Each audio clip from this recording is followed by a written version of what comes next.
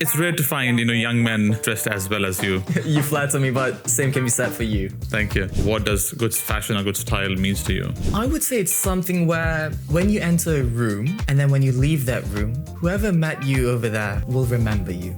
What does the term classic style of menswear mean to you? Fabric, fit, purpose. A very influential gentleman I met, in fact, I believe I met him last night. He mentioned to me that men wear shirts, but gentlemen wear shirts with French cuffs.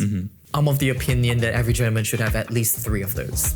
White, light pink, light blue. You realize that once you start dressing better, once you put in effort to the way you dress, people pay attention. It also opens up lots of opportunities. It all stemmed from, well, at least what I would like to believe, was when I complimented on his outfit. What style of pens do you look for? So my color choice in fountain pens are black with gold trims. Can't go wrong with a classy cigar. The outer should also meet the interior, which is if you can bring that interior with the exterior together, that's when power happens. One not only has to look presentable, but they also have to be able to maintain good, meaningful, thought-provoking conversations. Yeah. Before we get started, please subscribe so that you never miss an episode of our cutting-edge contemporary conversations. Thank you. Welcome, Attila. I'm trying your last name also. Attila Özer. Yes. Hello, Dev. Nice to meet you. Nice to have you here. It's rare to find, young men dressed as well as you. Thank you. You flatter me, but same can be said for you. Thank you. Could you talk a bit more about your story and your name, story behind your names, and then your background? Sure. Well, first of all, the name Attila comes from Attila the Hun. The Romans nicknamed him the Scourge of God because of how much fear he inflicted on the Roman Empire. My dad is from Turkey. My mom's from Australia and Hong Kong. So my dad's side gave me Attila. My mom gave me Yanchi, which means God's blessing. So my full name is Attila Yanchi Özer. And I was born in Istanbul, the European side. And then when I was about 3-4 months old, my parents moved to Singapore. So I lived and grew up in Singapore for about 13 years. Then moved back to Istanbul, lived there for 6 years. And I moved here for university. So I've been here for about 5 years now. The idea of growing up in different countries and different education system, what do you see the difference in terms of the learning experience you're having? That's an interesting question to bring up because Singapore's education system is one of the world's most renowned systems. And I was fortunate enough to be in their local curriculum education system for about 4 years. It was very rigid, a lot of discipline, a lot of respect, to the point where to punish a student for misbehaving, all the teacher would have to do was just ask the student to stand up. That's it. Simply standing up among your classmates when everyone else is sitting down, you would feel that immense shame on you. You would feel somewhat ostracized. And that was more than enough to scare some sense into you. And then when I moved to Turkey, Istanbul, the education system was different. But different in a good way as well. A lot of multiculturalism there. A lot of history taught, especially because of the history of Turkey and its prior self. And I guess I was fortunate enough because both cities, Singapore and Istanbul, were really multicultural in their own sense. That allowed me to be really open-minded, exposed to different religions and cultures. And because of the secular nature of the education system, religion was introduced but not enforced. So we were taught everything from STEM to philosophy to religion. And I guess that helps with open-mindedness. Oh, that's very well put. I think the one thing you touched earlier is off the camera about the philosophy you like and want to talk about, and then you believe in or you value. Do you mind sharing your philosophers who you look up to or read or understand? There's a saying by I believe it was Peter Singer who posed the drowning child thought experiment.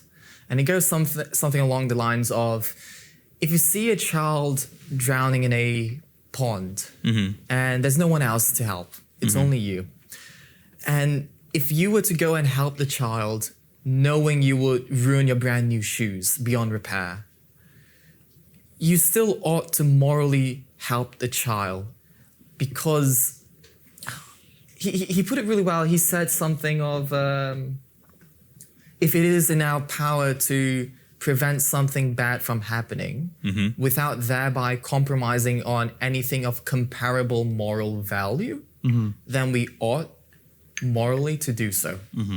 So the value of a new pair of shoes is nothing compared to the value of a child. And I guess the way I've been brought up was to always do the right thing, to always help when you can, because it comes to no cost to you. It's just simply being a good person. Any other philosophers you read to? There was also Garrett Hardin, I believe. Garrett Hardin famously pitched a counter-argument to Peter Singer's argument of helping if you can. I hope my interpretation of his readings is accurate, because he said something about how, yes, we should help others. However, if it comes to the cost of our own self-interests, if it comes at the cost of our own resources, then we ought to first look out for ourselves before helping others. Because if we help others at the expense of ourselves, eventually we will be the ones harming ourselves. So that idea made me think about yes, it's always better to help someone. It's always better to think as a community, to stick together. But you can only do so if you yourself have the capacity to help. And that lands to the moral question mark, that morality to decide what is of more value, of more moral, and that leads to the next step of the moral courage. Who does have that moral courage to take a moral stance in those challenging situations? In your understanding of economic principles and economic ideologies, what do you think is the more appropriate in terms of creating wealth for an economy like Australia? I'm not going to say something about going full on laissez-faire here, or the polar opposite of full government regulation and intervention. I do believe in a free market economy, because I do believe that innovation, it drives prosperity. Innovation drives wealth. Simply put, I would say minimum government intervention, only to the point where policies will help foster healthy competition, because I believe that drives innovation. So a good dose of healthy competition would be good. I believe there's the 4 pillars policy here for the big 4 banks, and as far as my understanding goes, that's to again maintain competition in the banking industry, to prevent any one of those big 4 banks from getting too big, and that's all to again foster that innovation in the banking industry, to foster healthy growth. What about yourself? What's your take on economic policy here? I have so many takes. To start with, I'm not. If I go on my response, it'll be too long. But I'll hold on to my answers, because I've yet not come out with my response on these questions. I'm only asking questions here. Fair enough. But yes, I think there's a good mix of the economy should reflect the stage of maturity the country is, because the economic policies can be different depending on what sector of the market, and should be different depending on what level of maturity the country is in growth phase, what phase they are in, depending on what sector again. I want to talk as we discussed, off camera multiple times on, your style and liking on menswear. Before we go in deep on smaller things, but tell me what good style looks like for you. What does good fashion or good style means to you? I would say it's something where when you enter a room and then when you leave that room, whoever met you over there will remember you. Because truth be told, not many people remember names the first time they meet someone, but they do remember impressions. So I believe a good impression is a lasting impression. And usually that comes in the form of how one keeps themselves, how one presents themselves. So it could be from, are their shoes polished? Are their nails trimmed? Did they trim their facial hair?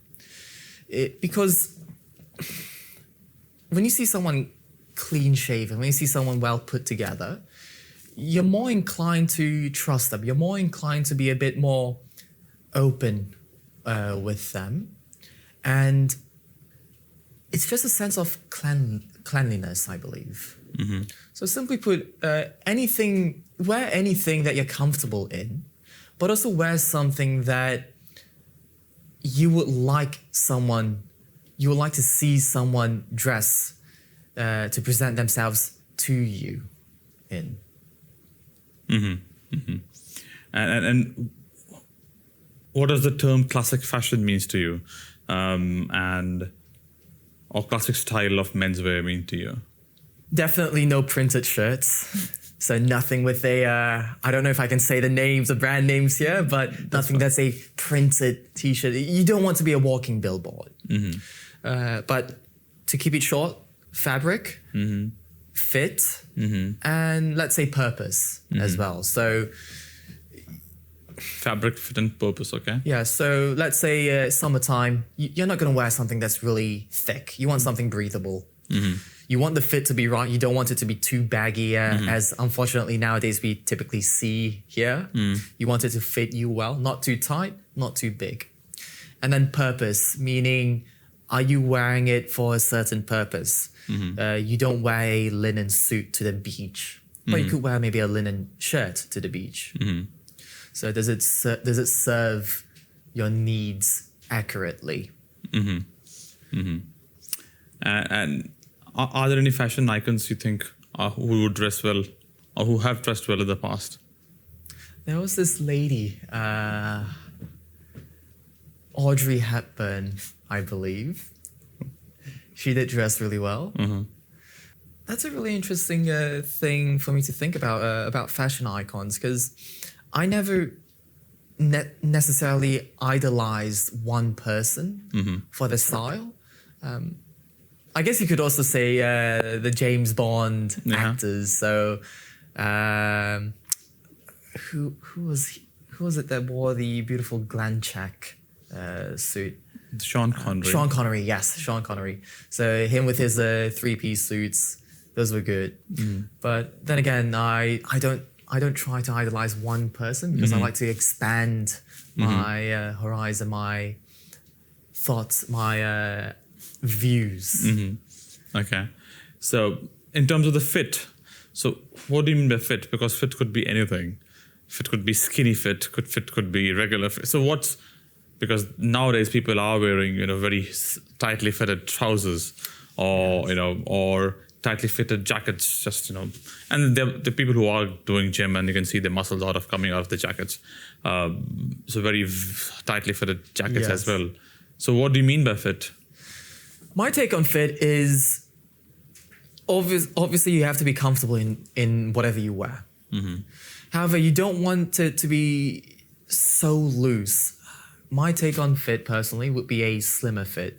So something that shows your body's contour, shows the shape of your body. Because I take pride in maintaining a healthy lifestyle, maintaining a healthy body. I try to exercise, I swim, I like to go to the gym. I would like to show to a degree that I look after my body. And I find that usually more of a slimmer fit complements that. Because again, it shows your contour, it shows your silhouette or curves in a way. And is there a special style of cut of jackets you would wear, you would prefer, depending on what's the purpose is? And then depending on purpose, how would you change the colors and the style and the cut of your jackets? So let's start from casual then. Casual, smart casual. I'll usually go for a bit more of a rugged fabric, so a bit more of a durable, thicker fabric. We're talking maybe cotton wool blends, wool linen blends. If I'm feeling a bit fancy, I could go for a Holy Trinity blend of wool, linen, and silk. But something with a bit more texture, more heft to it, and durability to it. Because when I wear it casually or smart casually, I'm going to be running around all day long. I'm going to be moving a lot more. So I need that. I need to be able to trust that the fabric won't tear, that the fabric will serve me well. Fit wise, I still want to look good. So I still want that slightly slim fit, but that's not to say I won't be against a regular fit, because again, I'll be wearing it all day long. I need that comfort to be able to be in it all day. And oh yeah, you did also mention color. Colors, Colors. I would say it's a bit more of a seasonality thing, So, but overall speaking, I love to be a bit more flamboyant with my color choices. So I'm not against anything with navy, charcoal, black, the darker colors. I'm fine. Those are safe, classy colors.Ey're classy for a reason. They work. However, when looking at my own wardrobe, I notice I have a lot more eye-catching colors. The very first suit I bought, you would assume the first suit a guy buys would be maybe a navy or a charcoal suit, but not for me. I bought a silver suit. Don't worry, it was a woolen suit. It wasn't really dyed. It was a silver with a gland check on it. Wow. That's simply because I felt it was interesting. I usually go for lighter colors during summer, darker colors for colder climates. But again, depending on the fabric, if it's a heavier fabric, if it's a colder climate fabric, I could also go for a lighter color or a bit more of a bold color, like a deep burgundy. Oh, and then for business, so that's the smart casual you talked about. Talk more about as in more formal wears, as in if you are going for a business meeting or an appointment or a networking event. So and if it's an evening networking event, what style of clothing one should go for? You can tell me in layers. I would say, again, coming back to first impressions, I would like everyone who I meet to remember that they met me. If I have a rough idea of how the demographic will look like, if it's a bit more conservative, I'm going to go with conservative colors.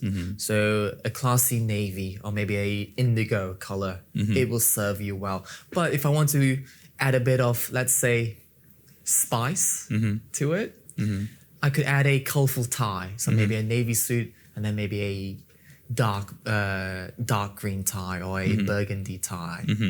But if the event calls for, let's say, university students where standards can be stretched or standards could be played around with, I'm going to go for more color. I'll go for maybe a white corduroy trousers with a burgundy corduroy jacket to match with. just to play around with some colors and add more fun to it. Lovely. A bit more cocktail. Wow. Okay, that's good. And then what other things a gentleman should have in their wardrobe and drawers? Firstly, a suit. At least one suit, a dark color suit, to be precise, because it's better to start off safe with their color choices. Navy or charcoal suit. Black suits tend to be a bit more situational where you can wear it. So usually weddings, funerals, and courtrooms. Something really formal, maybe a tuxedo. It could be a full tuxedo, or it could just be a one velvet jacket. That's enough. That's going to suit your formal needs. And then let's say casual to smart casual needs. Knitwears. Definitely dabble around with some extra fine merino wool knitwears, maybe a long sleeve polo, perhaps some knitted crew necks. Quarter zips are fine, they're fun. But again, name of the game is fabrics and colors. So definitely knitwears.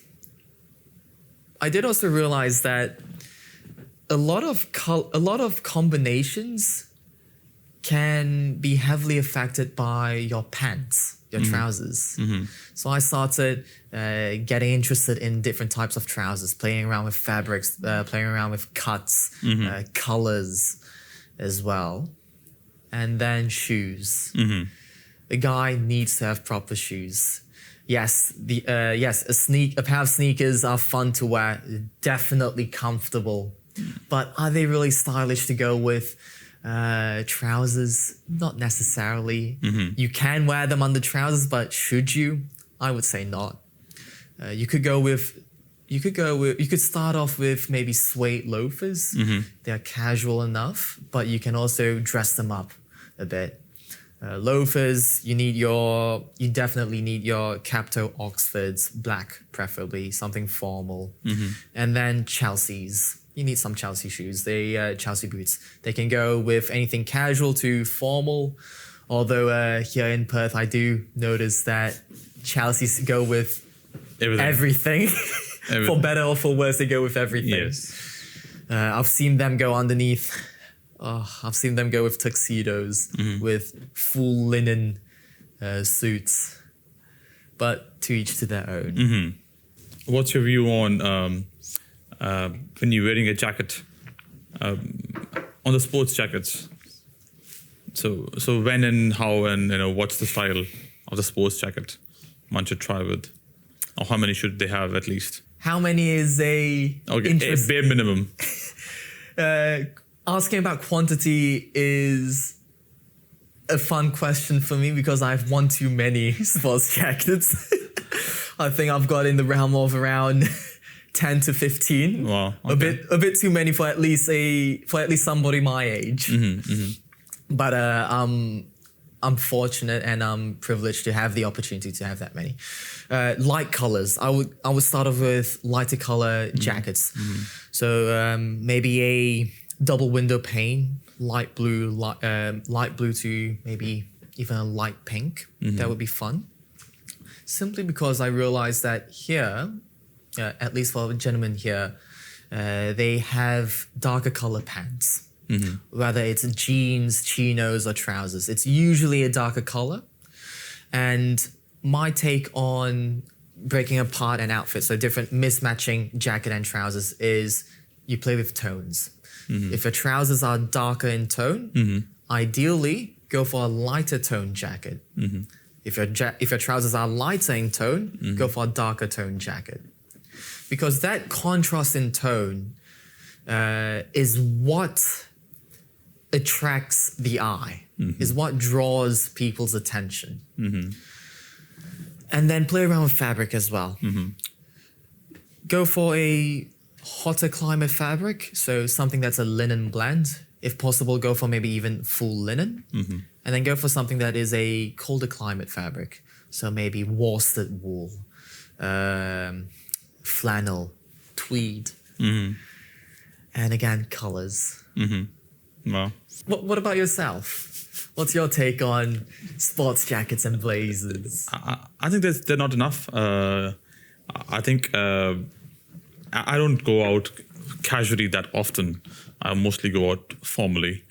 So I don't have that variety, but I have the basics of sports jackets, which is mostly browns and beige colors. With the checks and then tweeds. Neutral colors, something they can easily pair anything with. And I have more trousers than my suit. So yes, I have a lot of a whole scale of beige and whole scale of grey and that's two scales. From darker brown to going lighter beige, and then in a darker gray to going lighter gray. So I have two whole spectrum of two colors of pants, so that which I can mix and match. As a default, you have blue pants and other things, but this is the add-ons. So that's how I play with my sports. But what do you think about the idea of when does a gentleman, muck around with, buying suits off the shelf, and then when does he or she, or when they've been trying formal clothing, transition into bespoke? What's that trigger? What's that? So transition point. From my experience working in menswear, usually it's that point where there's a necessity for them to go made to measure or bespoke. And that necessity typically comes in the form of their body shape. Some gentlemen typically have a different body shape compared to off the rack, where despite alterations for the off the rack jacket, it still won't fit them right. It could still be, the hem of the jacket might still be too long or too short. The sleeves might be too long as well. Shoulders might not fit well. And because of that, they simply need to go bespoke, or at the very least made to measure. However, otherwise, again, from my experience, it's usually from the gentleman where they've had some prior experience with menswear, and then they've understood the benefits of playing around with different fabrics. And when they have a bit more creativity, more imagination with colors, with outfits, to the point where they can't really satisfy their creative needs from off the rack items, that's when they go bespoke. So, for example, when I moved here to Perth about 5 years ago, my taste was double-breasted suits, English cut, preferably pinstripes. I was disappointed to have a hard time finding anything of that here in Perth. Forget about double-breasted suits. I had a hard time finding anything pinstripe, and not even just pinstripe, peak lapels. Almost everything here was a shade of navy with a notch lapel, and that's it. And that's when I actually started going to some tailors and inquiring about made-to-measure prices or even bespoke. It's because I just wanted to satisfy that imagination, that creativity I had in my mind for an outfit. So once, I think the story is maturity as you keep on, as you said, you keep on trialing different styles of fabric, different styles of clothing, and eventually, after all that experiment, you will get the hang of what you want. Yes. This is what your style is. This is what you want to do, and then probably that's when you take a decision that you have to transition into different style of clothing or the one you like. I like a term.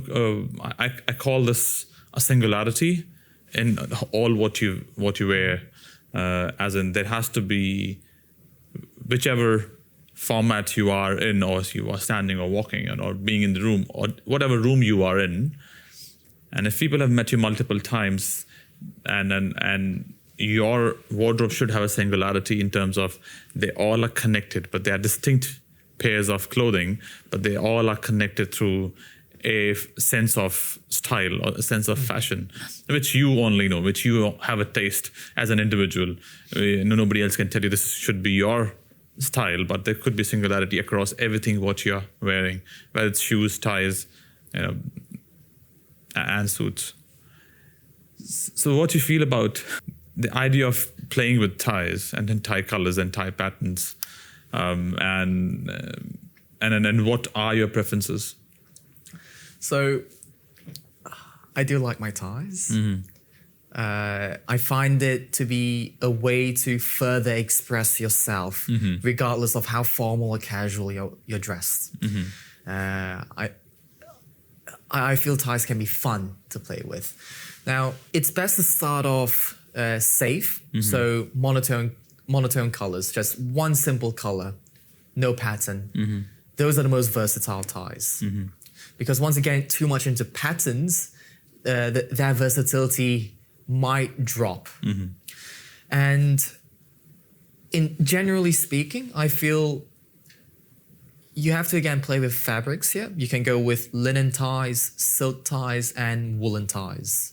And woven ties. Woolen. And woven as well. Oh, and woven, yes. Yes. At least in my collection, it's only those three. Actually, no linen ties yet. Yeah, okay. Sadly so. I find that ties with a bit more texture, more of a coarse texture, tend to be a bit more casual, or at least easily wearable on a casual basis. And then ties with silk in it, again, more formal. So I like to express myself more. When I do something, I like to put in all of my time and effort into it. I like to give my full attention to it, my full effort.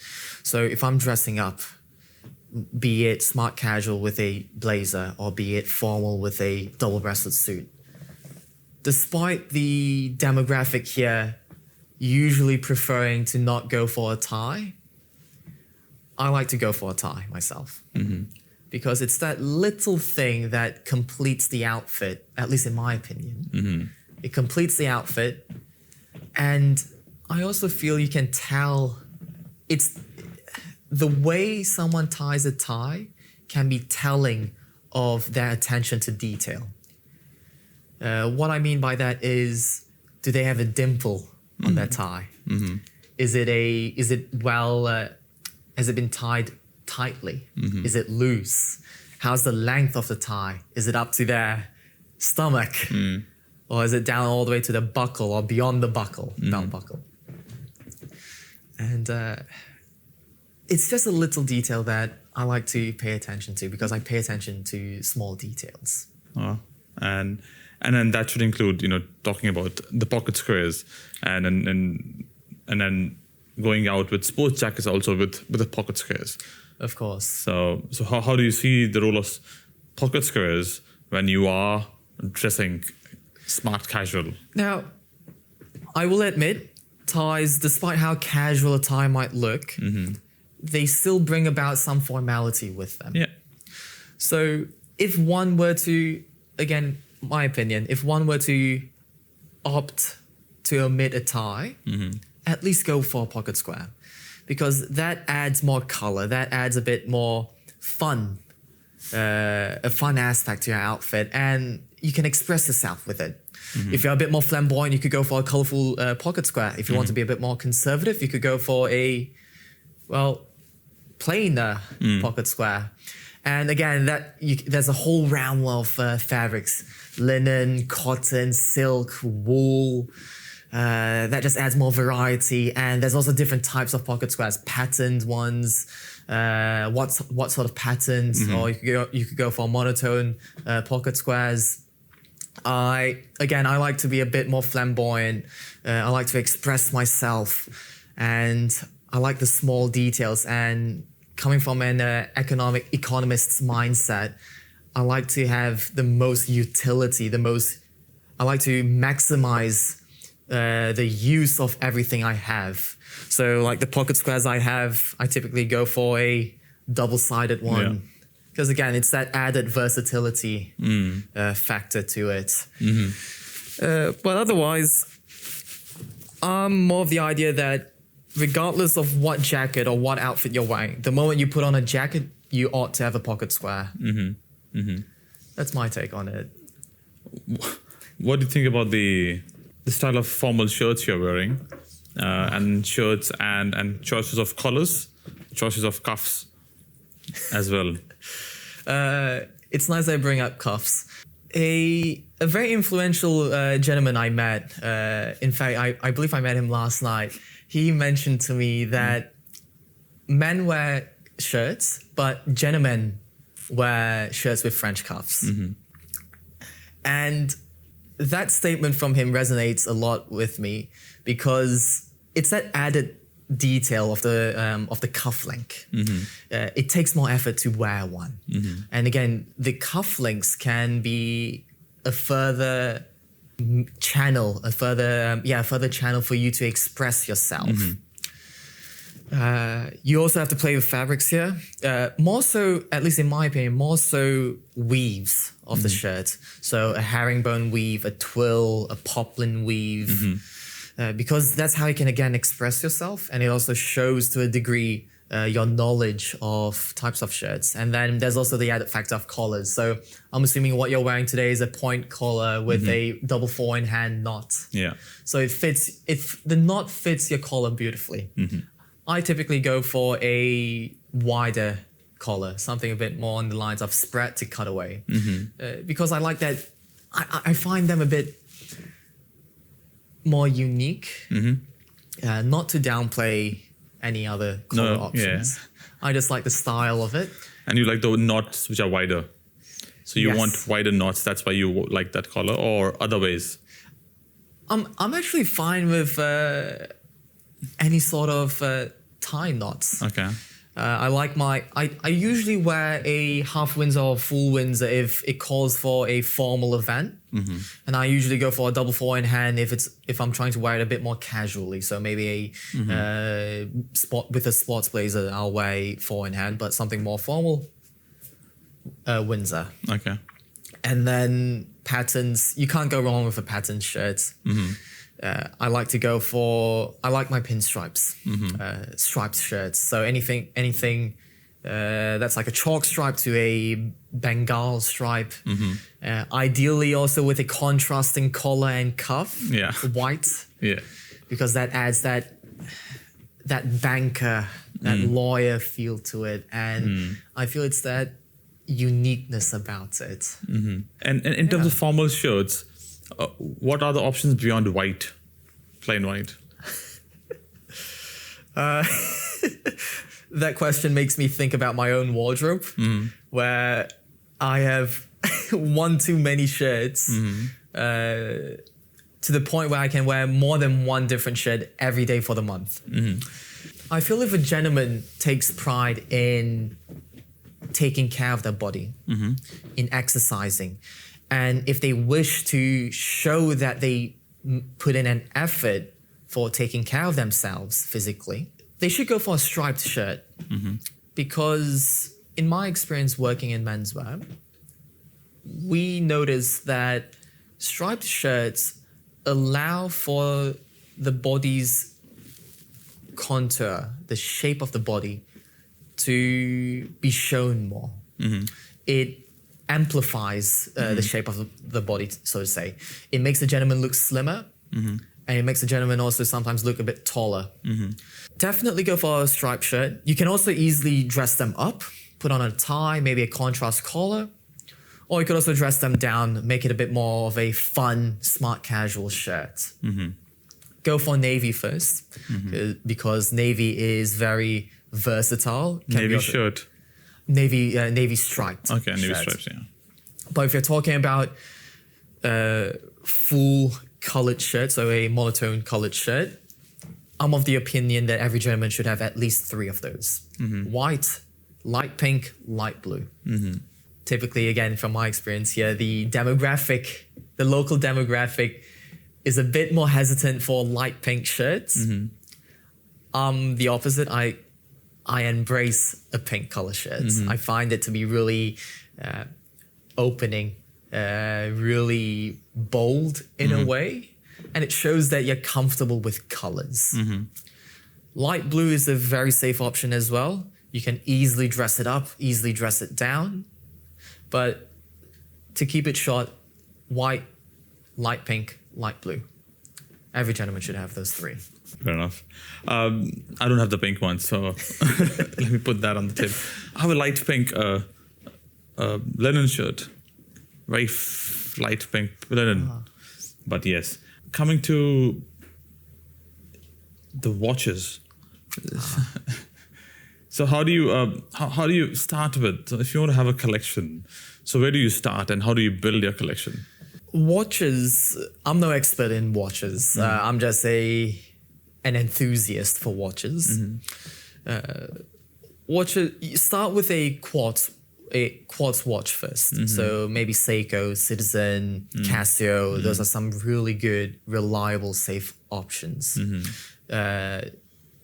start with quartz first. If you like the way a watch complements your outfit, and if you're interested in the mechanics of a watch, a mechanical, otherwise known as like an automatic watch, if you appreciate the art behind it, then save up for a mechanical watch, for an automatic watch, because those are pieces of art, in my opinion. They should also, I'm also of the opinion that a watch is a necessary part of your outfit. Yes, it does. Yes, you could just look at your phone to tell the time, but it's not the same as wearing a watch. It shows that it's another medium for a gentleman to express themselves. If they're conservative, they could go for a simple white dial, black leather strap, leave it at that. If they want to be a bit more out there, they could go for maybe a rose gold colored dial or something a bit more colored. And it's also a conversation starter. I've had multiple instances at work where a whole conversation, a whole networking opportunity stemmed from simply looking at a watch. I feel a gentleman should have a watch regardless, and eventually a mechanical watch.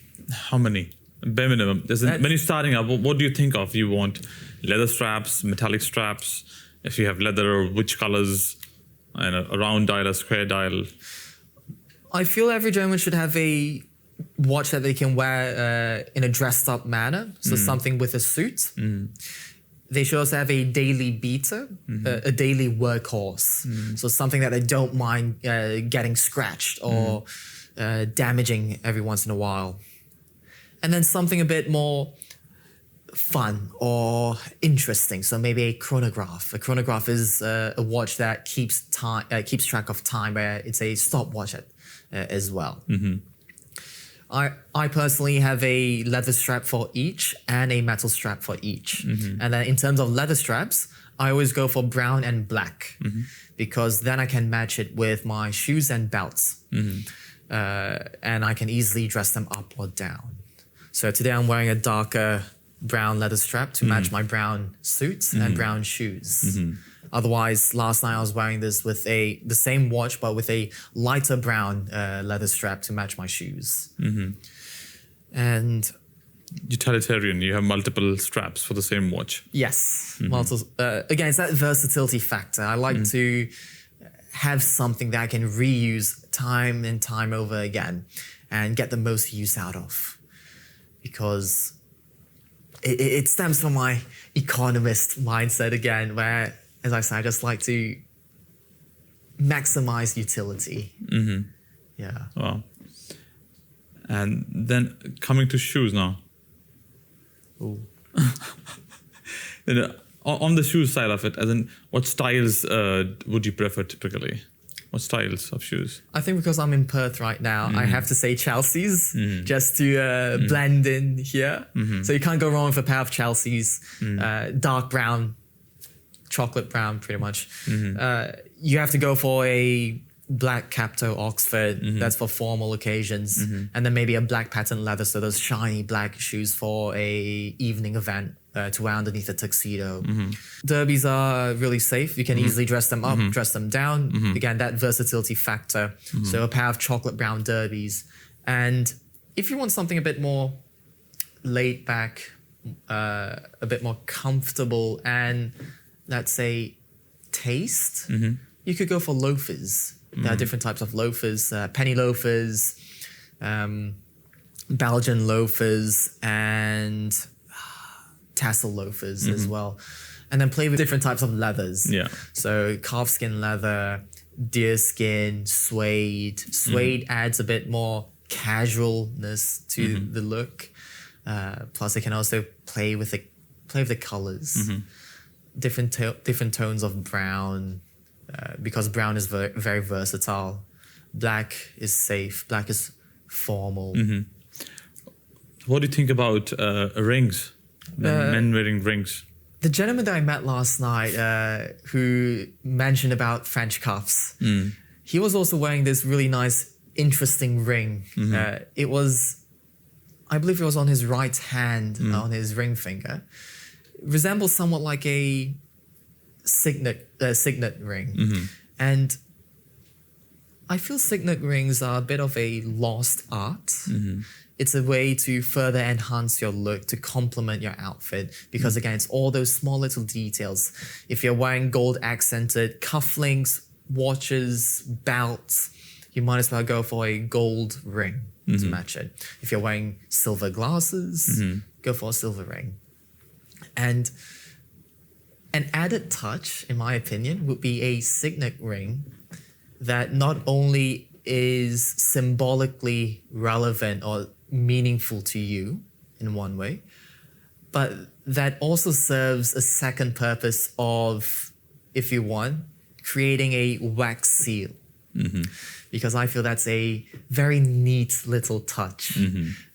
Because nowadays, how often do you ever come across a wax sealed envelope or a signet ring? And I guess I'm a bit biased in saying that because I have an affinity for those small little artisanal utensils, like a fountain pen, for example. It just adds to your overall outfit. Do you like wearing hats with suits? And if you have hats, what kind and what style do you like? I've tried wearing hats before. Namely, I started out with a black fedora. I believe it was I can't remember the fabric, but it was just a black fedora. This was back in high school when I was being introduced to the world of menswear. But I don't necessarily wear hats anymore. I feel it doesn't complement my facial structure. And I feel it also just pushes down on my hair. I try to make my hair look somewhat presentable, and wearing hats kind of ruins it. Okay. Do you wear hats? No, I wear turbans. So I wear mostly formal color, which is blue or black. I noticed that you always wear them matching your outfits. Yes. So again, I assume it's that small little touch of matching everything. Yes. Trying to. Not all the time, but yes, trying to. Yeah. But yes, I think hats are a good touch from a formal dressing point of view as well. Nowadays, you don't necessarily see gentlemen wearing hats that often. Aside from those caps, but you can't necessarily wear those with a suit or a blazer, sports jacket. No. Do you have a collection of pens? I do. And if somebody's starting to pick up fountain pens to start with, what kind of pens what style of pens do you look for? So my color choice in fountain pens are, I've only realized this after collecting for quite a bit. They are really conservative. So black with gold trims. Can't go wrong with a classy cigar. Yeah. Start out conservative. They are timeless. They are classy for a reason. It's because it works. The gold trim works. And then you've also got ink colors to play around with. Yeah. So if you've got a workhorse pen, don't go for anything colorful. Go for maybe a dark royal blue. Something that you can sign formal paperwork with. And then once you've got that workhorse pen, then you can explore other sorts of pens. So the one I have right now is a very classy one, a bit shiny, that adds to the wow factor or classiness. It's a Montblanc 149. Yeah. Nicknamed the Diplomat because lots of heads of states use it to sign. But another one that actually the first proper pen that I ever got was a different pen.